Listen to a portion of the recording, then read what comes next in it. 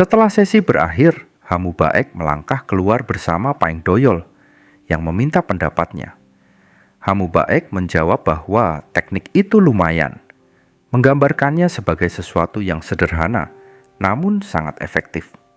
Paeng Doyol setuju, menjelaskan bahwa teknik perisai termasuk salah satu bentuk perlindungan paling langka di dunia seni bela diri. Dia menguraikan bahwa Jegal Myung telah mengembangkan teknik perisai ini melalui percobaan dan kesalahan, mengambil inspirasi dari persenjataan militer dan 18 senjata Wu, yang mengesankan Hamu Baek. Paeng Doyol lebih lanjut menjelaskan bahwa gelar jenius milik Jegal Myung memang pantas. Dia menyebutkan bahwa sesi pelatihan kelompok untuk unit naga besar yang diprakarsai oleh Jegal Myung sepenuhnya unik. Meskipun tidak ada kewajiban bagi instruktur unit Jamryong untuk mengadakannya, karena 9 sekte besar dan 5 keluarga besar menyatakan ketidakpuasan mereka terhadap inisiatif ini. Tekad Jegal Myung memastikan bahwa sesi pelatihan kelompok ini diadakan 4 kali sebulan. Hamu Baek menyimpulkan dengan mencatat bahwa Jegal Myung jauh dari naif. Dia meminta maaf pada dirinya sendiri karena berniat pergi makan, tetapi Paeng Doyol mendesaknya untuk tinggal dan mengamati lebih jauh, merenungkan kata-kata Jegal Myung tentang tidak pernah meninggalkan peserta pelatihan tanpa memperdulikan peluang kecil mereka untuk sukses. Hamu Baek memutuskan untuk menerima tantangan ini bersama Jegal Myung. Setelah hari yang panjang dan melelahkan, Hamu Baek kembali ke tempat tinggalnya. Namun, dia tidak beristirahat. Sebaliknya, dia menuju ruang kerjanya sambil merenung tentang perilaku siswanya selama pelatihan. Terlihat jelas bahwa sikap mereka telah menjadi lebih serius. Anehnya, selama sesi itu, dia mengingat bagaimana pada awalnya dia hanya melihat mereka sebagai kelompok anak nakal atau manja.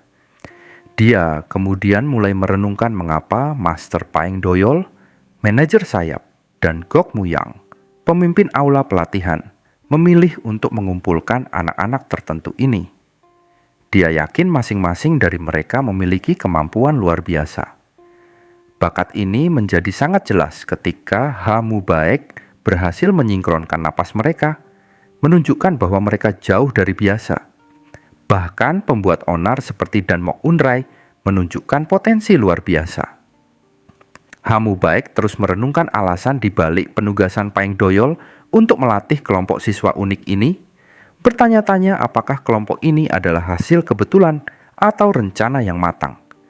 Namun, dia juga yakin bahwa satu di antara kelimanya sangat berbeda dari yang lain. Dan Mok Unri, yang tampak seperti anak laki-laki biasa, dengan energi yang terblokir dan tanpa pengalaman sebelumnya dalam pelatihan seni bela diri. Hamu Baek bertanya-tanya apa yang harus dia lakukan dengan anak laki-laki yang sedang berusaha mendapatkan kekuatan demi keluarganya, dan seberapa serius dia harus mendekatinya. Di tempat lain, khususnya di asrama sayap Tamryong untuk peserta pelatihan unit naga besar, Dan Mok Unrai bertanya kepada teman sekamarnya, Sunjin, apakah benar bahwa instruktur Hamu Baek belum pernah menggunakan energi internal saat menghadapi kepala pelatih? Sunjin dengan kesal menjawab bahwa itu memang benar. Hamu Baek berhasil mengalahkan petarung tingkat tinggi tanpa menggunakan energi internal sama sekali. Dan kemudian bertanya-tanya tentang sumber kekuatan Hamu Baek. Sunjin semakin kesal, bertanya mengapa dan begitu penasaran.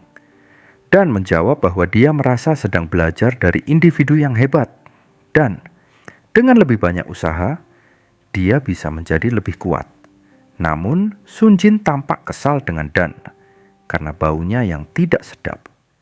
Dia mengatakan bahwa dia telah berusaha keras untuk mengabaikannya, tetapi tidak bisa menahannya lagi. Sunjin bertanya kepada Dan mengapa dia belum mandi sebelum datang ke kamar mereka bersama, menunjukkan bahwa baunya sangat buruk, sehingga mengganggunya dan membuatnya sulit untuk melakukan apapun. Dan menjawab bahwa dia memang telah mencuci tangan, kaki, dan wajahnya. Sun Jin tidak mempercayainya dan serius bertanya apakah Dan sudah mandi sejak bergabung dengan unit naga besar. Dengan polos, Dan menjawab bahwa dia tidak pernah mandi, menjelaskan bahwa mandi itu diperuntukkan untuk acara-acara khusus atau cuaca hangat. Sun Jin benar-benar terkejut oleh pengakuan ini, tidak dapat memahami logika Dan tertawa dan menjelaskan bahwa cuacanya terlalu dingin dan air di pemandian umum sangat dingin. Dia menambahkan bahwa mandi bukan sesuatu yang dilakukan secara rutin. Penjelasan ini memancing kemarahan Sun Jin, yang tidak lagi bisa mengendalikan rasa frustrasinya. Dia berteriak pada Dan, menegurnya karena puas hanya dengan mencuci tangan dan kaki. Setelah sesi latihan keras, menjelaskan bahwa hal ini hanya membuat bau badannya semakin parah seiring waktu. Sun Jin menambahkan bahwa perilaku tersebut merugikan kesehatannya dan bersikeras agar Dan segera pergi mandi, serta membasuh seluruh tubuhnya. Dan terkejut dengan desakan Sun Jin dan bertanya, bagaimana dia bisa mandi di jam yang sangat larut, dalam cuaca yang sangat dingin, menyarankan bahwa itu bisa menunggu sampai keesokan harinya. Namun, Sun Jin tidak memberinya kesempatan untuk melarikan diri. Dia meraih tangan Dan menggunakan energi internalnya untuk menghangatkan tubuhnya sedikit. Dan terkejut dengan apa yang terjadi dan merasakan tubuhnya menjadi lebih hangat. Sun Jin menjelaskan bahwa dia telah menggunakan energi internalnya untuk menghangatkannya, dan itu adalah yang terbaik yang bisa dia lakukan pada levelnya saat ini. Dia menambahkan bahwa kehangatan hanya akan bertahan selama setengah jam, dan perlu memanfaatkannya sebaik mungkin untuk mandi. Masih takjub dengan kekuatan energi internal, dan segera pergi untuk mandi. Sun Jin berkata pada dirinya sendiri bahwa dia akhirnya bisa bernapas lega sekarang. Namun, dia mendapati dirinya bertanya-tanya, mengapa dia bahkan peduli tentang hal-hal seperti itu, dan bagaimana dia akhirnya menggunakan energi internalnya untuk membantu orang lain, sesuatu yang sama sekali tidak biasa baginya. Sun Jin mengingat hari-hari di kampung halamannya di Chungwu, di mana dia tidak pernah bertindak seperti ini kepada siapapun. Dulu, dia selalu menciptakan kekacauan dan masalah bagi semua orang, menyebabkan gangguan terus-menerus bagi keluarganya. Namun kini, dia merasa mulai peduli terhadap orang lain, terhadap beberapa orang, dengan cara yang luar biasa, hampir seperti anak kecil. Sebagai keturunan langsung keluarga Tang, nama ini membawa bobot yang signifikan dan tanggung jawab yang lebih besar, menempatkan tekanan besar padanya. Keterbatasan bakatnya membuatnya mampu bertahan dari tatapan tajam dan menghakimi dari orang-orang di sekitarnya. Hal ini akhirnya menyebabkan dia bersikap kasar dan menjengkelkan. Tetapi kini dia curiga bahwa sikap itu mungkin tidak mencerminkan dirinya yang sebenarnya. Setelah beberapa saat, Dan Mok Anre kembali dan dengan bersemangat meminta pendapat Sun Jin tentang aromanya sekarang. Sun Jin menjawab bahwa meskipun sudah lebih baik, Dan harus mandi lebih sering dan menyeluruh, terutama karena dia kembali lebih awal dari yang diharapkan. Sun Jin menjelaskan bahwa kebersihan sangat penting bagi seniman bela diri yang berkeringat deras selama pelatihan, menekankan bahwa menjaga tubuh tetap bersih dan sehat bukanlah pilihan, melainkan keharusan, dan meminta maaf dan mengakui bahwa dia tidak menyadari hal ini sebelumnya. Sun Jin meyakinkannya bahwa itu bukan masalah besar sekarang, karena tidak ada masalah kesehatan yang muncul, tetapi memperingatkannya tentang pentingnya menjaga kebersihan ke depannya. Dia kemudian meminta dan untuk memanggilnya hanya Sun Jin tanpa gelar Tang. Sun Jin menjelaskan bahwa jika mereka berada di Chungwu akan lebih baik jika Dan menggunakan Tang karena dia 4 tahun lebih tua. Tetapi di sini, sebagai rekan, mereka bisa menggunakan nama biasa. Dia juga meminta maaf karena menggunakan energi internal untuk memanipulasi denyut nadi. Dan tanpa izin, mengakui bahwa tindakan seperti itu dianggap tabu. dan menjawab bahwa tidak perlu meminta maaf karena itu sangat membantunya.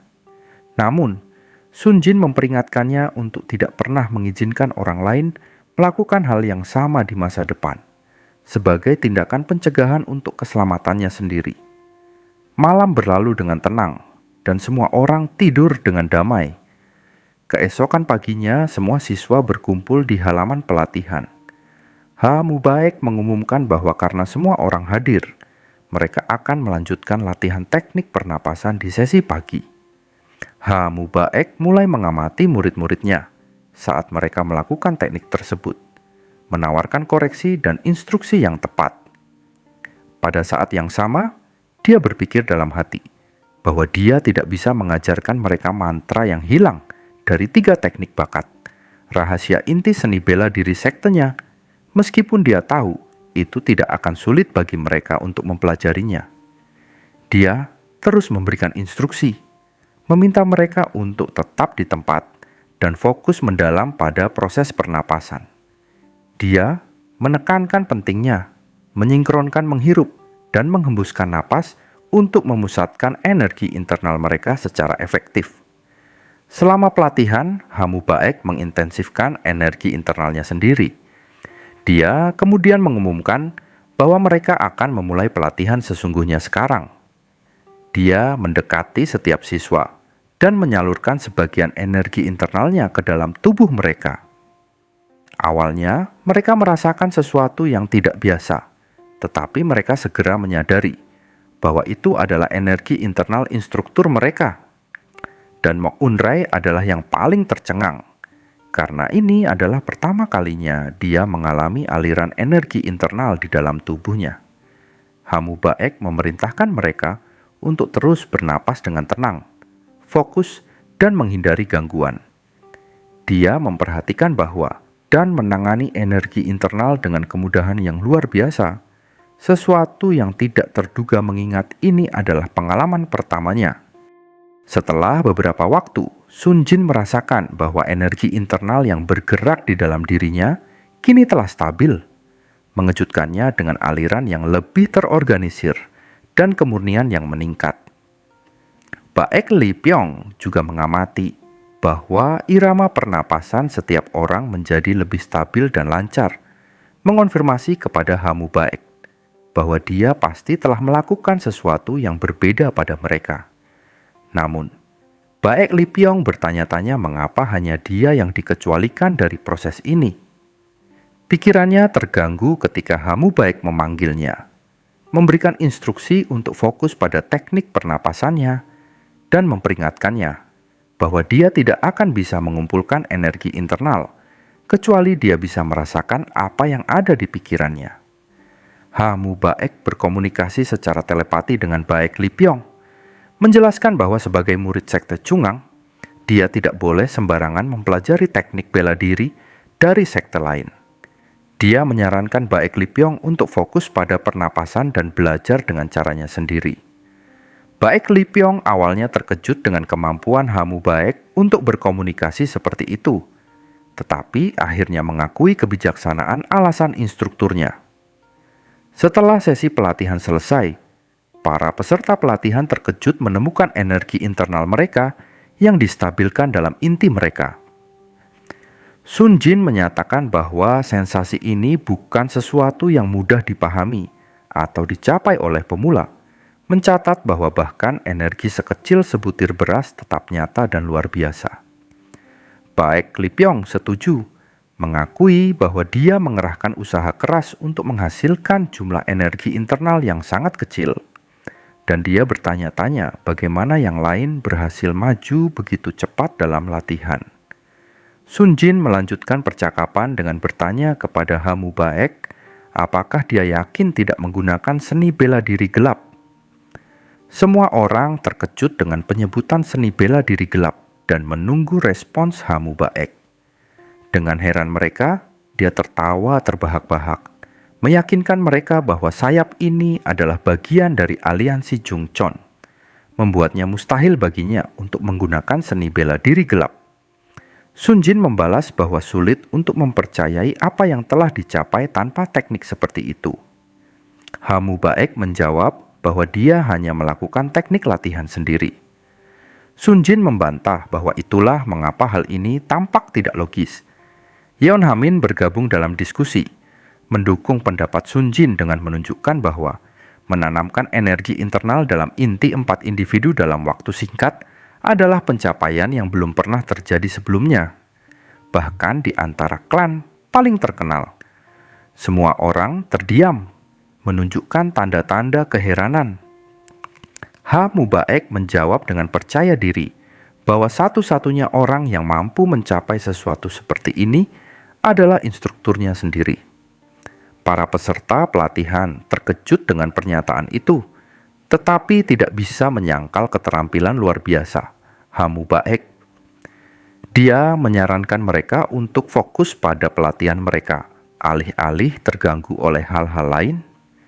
Dia kemudian memberitahu mereka bahwa mereka bisa pergi makan siang dan melanjutkan latihan mandiri setelah itu. Ketika mereka bertanya tentang tujuannya, dia tidak menjawab. Hamu Baek menuju ke bagian utara Tam Ryong Sayap, tempat dia bertemu dengan instruktur Jegal Myung.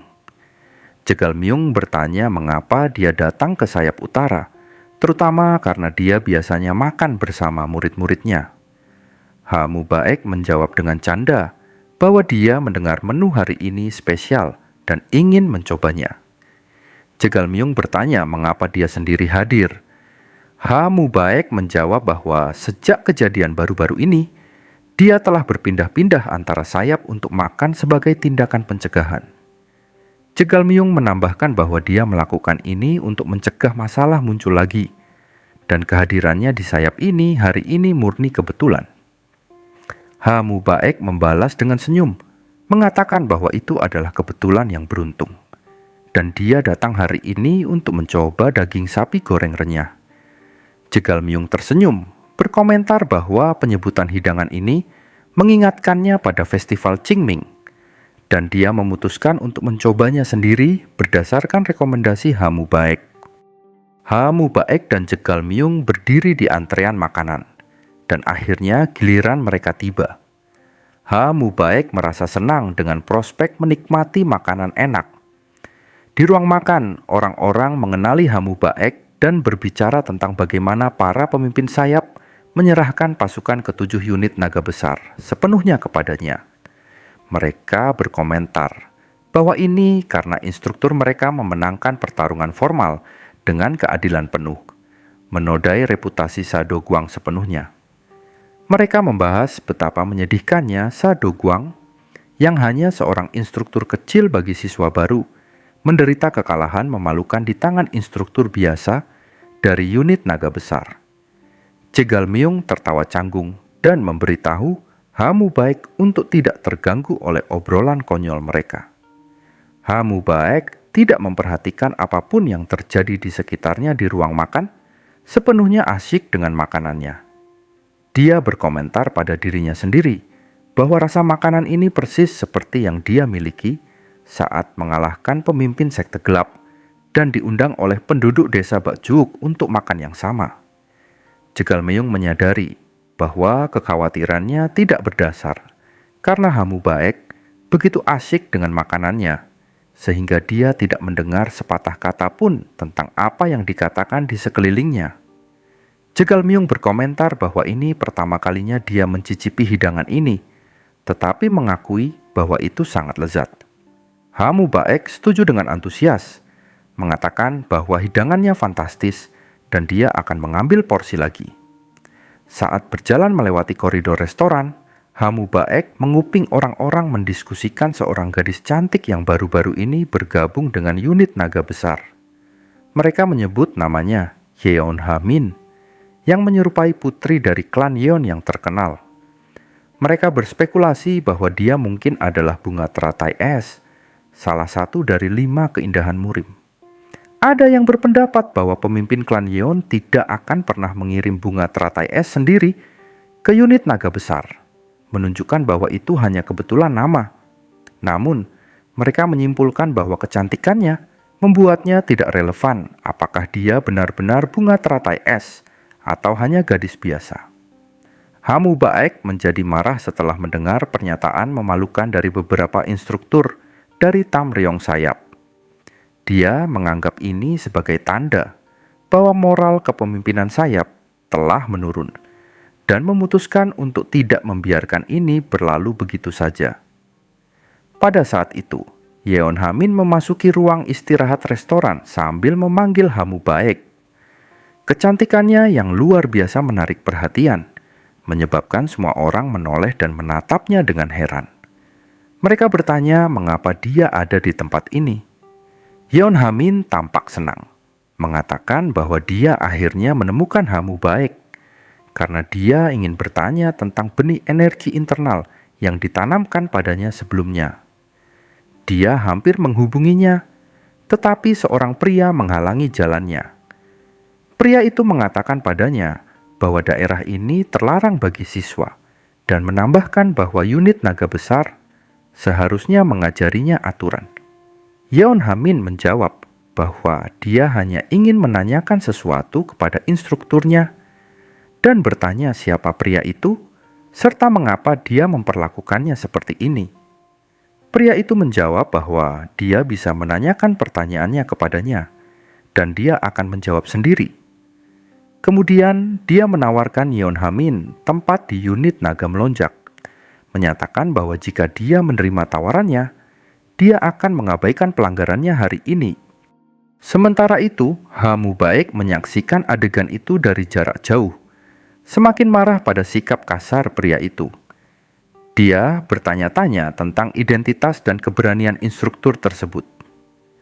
Jegal Myung yang memperhatikan situasi mulai memanas. Dengan cepat bangkit dari kursinya, menyadari bahwa Hamu Baek tidak akan membiarkan kejadian ini berlalu dengan mudah. Dia yakin masalah akan meningkat dengan cepat, terutama ketika pria itu terus melecehkan Yeon Hamin dengan memanfaatkan statusnya sebagai siswa yang tak berdaya. Perilaku pria itu semakin berani, dan dia mulai secara terbuka mengganggu Yeon Hamin yang mendorongnya untuk menghina pria itu dan menuntut agar dia meninggalkannya sendiri. Pria yang tersinggung membalas bahwa hama dari unit naga besar berani berbicara padanya seperti itu, sambil menambahkan bahwa Yeon Hamin seharusnya merasa terhormat, karena dia bahkan menyapanya dan menawarkan kesempatan seperti itu. Saat itu, Yeon Hamin memperhatikan Hamu Baek berdiri tepat di belakang pria itu. Dengan gerakan cepat, Hamu Baek memberikan pukulan kuat yang tidak bisa dihindari pria itu. Pukulannya sangat keras, membuat pria itu terjatuh, menabrak meja dan kursi di belakangnya. Yeon Hamin mendekati Hamu Baek, yang ekspresinya kaku dan penuh amarah.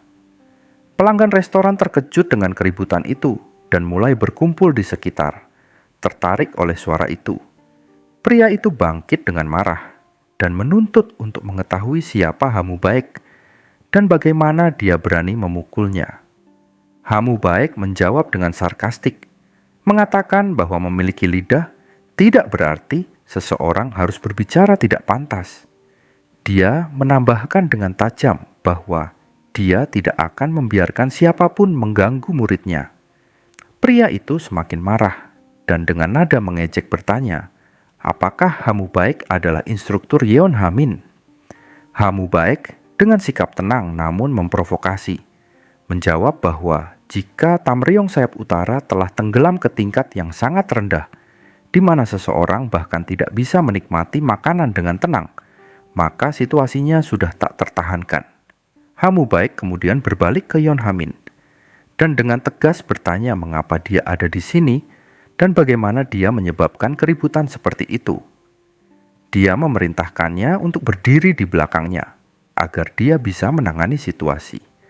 Penonton mulai tertawa dan dengan penuh semangat menantikan perkembangan konfrontasi.